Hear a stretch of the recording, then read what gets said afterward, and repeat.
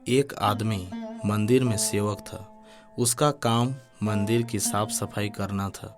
भक्तों और श्रद्धालुओं के द्वारा दिए गए दान में से थोड़ा बहुत उसे मंदिर के पुजारी के द्वारा दे दिया जाता। इसी से उसकी गुजर बसर चल रही थी। वह अपनी जिंदगी से बहुत परेशान और दुखी था। मंदिर में काम करते करते वह दिन भर अपनी जिंदगी को लेकर शिकायतें करता रहता। एक दिन शिकायत करते हुए वह भगवान से बोला, भगवान जी, आपकी ज़िंदगी कितनी आसान है। आपको बस एक जगह आराम से खड़े रहना होता है। मेरी ज़िंदगी को देखो, मैं कितनी कठिन ज़िंदगी जी रहा हूँ। दिन भर कड़ी मेहनत करता हूँ, तब कहीं दो वक्त की रोटी नसीब हो पाती है। काश मेरी ज़िंदगी भी आपकी तरह होती। उसकी बात सुनकर भगवान बोले, तुम जैसा सोच रहे हो वैसा नहीं है। मेरी जगह रहना बिल्कुल आसान नहीं है। मुझे बहुत सारी चीज़ें देखनी पड़ती है, बहुत सी व्यवस्थाएं करनी पड़ती है। ये हर किसी के बस की बात नहीं है। मंदिर का सेवक बोला, भगवान जी, कैसी बातें कर रहे हैं आप? आपका काम आसान ही तो है। आपकी तरह तो मैं भी दिन भर खड़े रह सकता हूँ। इसमें कौन सी बड़ी बात है? भगवान बोले, तुम नहीं कर पाओगे। इस काम में बहुत धैर्य की आवश्यकता पड़ती है। मंदिर का सेवक जिद करने लगा, मैं जरूर कर पाऊंगा। आप मुझे एक दिन अपनी जिंदगी जीने दीजिए। आप जैसा बताएंगे मैं वैसा ही करूंगा। उसकी जिद के आगे भगवान मान गए और बोले, ठीक है, आज पूरा दिन तुम मेरी जिंदगी जियो, मैं तुम्हारी जिंदगी जीता हूँ। लेकिन मेरी जिंदगी जीने के लिए तुम्हें कुछ शर्तें माननी पड़ेंगी। सेवक बोला, मैं हर शर्त मानने को तैयार हूँ भगवान जी। ठीक है, तो ध्यान से सुनो। मंदिर में दिन भर बहुत से लोग आएंगे और तुमसे बहुत कुछ कहेंगे। कुछ तुम्हें अच्छा बोलेंगे तो कुछ बुरा। तुम्हें हर किसी की बात चुपचाप एक जगह मूर्ति बनकर खड़े रहकर धैर्य के साथ सुननी है और उन पर कोई प्रतिक्रिया नहीं देनी है। सेवक मान गया। भगवान और सेवक ने अपनी जिंदगी एक दिन के लिए आपस में बदल ली। सेवक भगवान की जगह मूर्ति बनकर खड़ा हो गया और भगवान मंदिर की साफ सफाई का काम निपटाकर वहां से चले गए। कुछ समय बीतने के बाद मंदिर में एक धनी व्यापारी आया। भगवान से प्रार्थना करते हुए वह बोला, भगवान जी, मैं एक नई फैक्ट्री डाल रहा हूँ। मुझे आशीर्वाद दीजिए कि यह फैक्ट्री अच्छी तरह चले और मैं इससे अच्छा मुनाफा कमाऊं।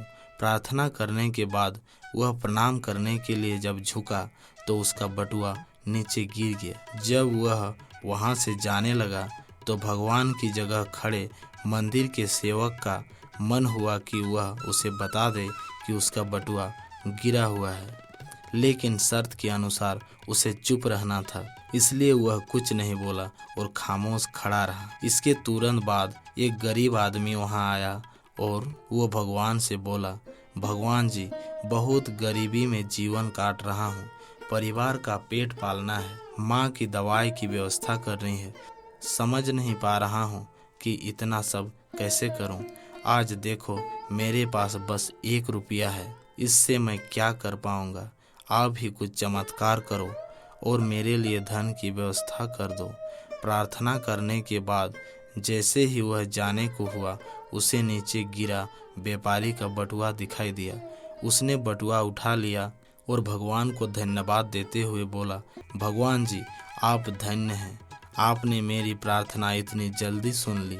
इन पैसों से मेरा परिवार कुछ दिन भोजन कर सकता है। माँ की दवाई की व्यवस्था हो जाएगी। भगवान को धन्यवाद देकर वह वहां से जाने लगा। तब भगवान बने मंदिर के सेवक का मन हुआ कि उसे बता दे कि वह बटुआ तो व्यापारी का है, मैंने उसे नहीं दिया। वह जो कर रहा है वह चोरी है। लेकिन वह चुप रहने के लिए विवश था, इसीलिए मन मारकर चुपचाप खड़ा रहा। मंदिर में आने वाला तीसरा व्यक्ति एक नाविक था। वह 15 दिनों के लिए समुद्री यात्रा पर जा रहा था। भगवान से उसने प्रार्थना की कि उसकी यात्रा सुरक्षित रहे और वह सकुशल वापस आ सके। वह प्रार्थना कर ही रहा था कि धनी व्यापारी वहां आ गया। वह अपने साथ पुलिस भी लेकर आया था। नाविक को देखकर वह पुलिस से बोला, मेरे बाद ये मंदिर में आया है, जरूर इसने ही मेरा बटुआ चुराया होगा। आप इसे गिरफ्तार कर लीजिए। पुलिस नाविक को पकड़ कर ले जाने लगी। भगवान बने आदमी को अपने सामने होता हुआ ये अन्याय सहन नहीं हुआ। शर्त के अनुसार उसे चुप रहना था, लेकिन उसे लगा कि वह बहुत गलत हो चुका है। यदि अब मैं चुप रहा तो एक बेकसूर आदमी को व्यर्थ में ही सजा भुगतनी पड़ेगी। उसने अपनी चुप्पी तोड़ते हुए कहा, आप गलत व्यक्ति को पकड़ कर ले जा रहे हैं। ये बटुआ इस नाविक ने नहीं, बल्कि इसके पहले आए गरीब व्यक्ति ने चुराया है। मैं भगवान हूँ और मैंने सब देखा है। पुलिस भगवान की बात कैसे नहीं मानती। उसकी बात मानकर उन्होंने नाविक को छोड़ दिया और उस गरीब आदमी को पकड़ लिया जिसने बटुआ लिया था। शाम को जब भगवान वापस आए तब मंदिर के सेवक ने पूरे दिन का वृतांत सुनाते हुए उन्हें गर्व के साथ बताया कि आज मैंने एक व्यक्ति के साथ अन्याय होने से रोका है। देखिए, आपकी जिंदगी जीकर आज मैंने कितना अच्छा काम किया है।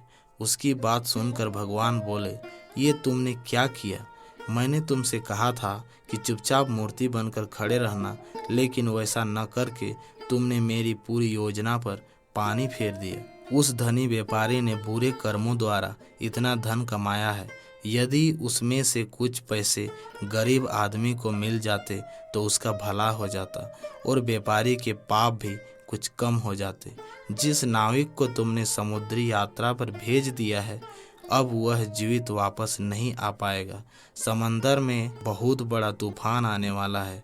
यदि वह कुछ दिन जेल में रहता तो वह बच जाता। सेवक को यह बात सुनकर एहसास हुआ कि वह तो बस वही देख पा रहा था जो आंखों के सामने हो रहा था। उन सब के पीछे की वास्तविकता को वह देख ही नहीं पा रहा था। जबकि भगवान जीवन के हर पहलू पर विचार कर अपनी योजना बनाते हैं और लोगों के जीवन को चलाते हैं। बस इतनी थी आज की कहानी। ओम नमः शिवाय।